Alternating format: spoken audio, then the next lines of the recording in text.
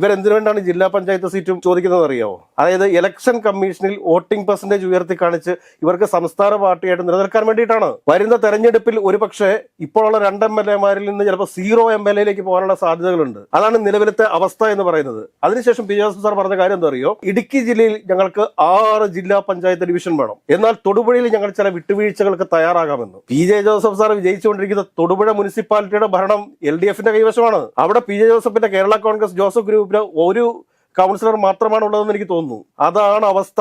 അങ്ങനെയുള്ള അവസ്ഥയിൽ നിൽക്കുന്ന പി ജെ ജോസഫാണ് കോൺഗ്രസിനെ വെല്ലുവിളിച്ചുകൊണ്ടിരിക്കുന്നത്. കോൺഗ്രസ് പ്രവർത്തകർ ആരെങ്കിലും വോട്ട് ചെയ്യുമോ? ഒന്നാമത് കോൺഗ്രസിനകത്തെ KPCC ജനറൽ സെക്രട്ടറിമാരെ കൊണ്ട് സാധാരണക്കാരായിട്ടുള്ള കോൺഗ്രസ് പ്രവർത്തകർക്ക് മത്സരിക്കാൻ സാധിക്കുന്നില്ല. കാരണം മുനിസിപ്പാലിറ്റിയിൽ പോലും KPCC ജനറൽ സെക്രട്ടറിമാർ മത്സരിക്കണം എന്ന് പറഞ്ഞാണ് കോട്ടയം ജില്ലയിലൊക്കെ നിൽക്കുന്നത്. അങ്ങനെയുള്ള ഒരു സാഹചര്യത്തിലാണ് കോട്ടയം ജില്ലയിൽ 8 ജില്ലാ പഞ്ചായത്ത് ഡിവിഷൻ വേണമെന്നുള്ള ഒരു ആവശ്യവുമായിട്ട് ഇവർ കടന്നു വരുന്നത്. എന്ത് യോഗ്യതയുണ്ടെന്നേ!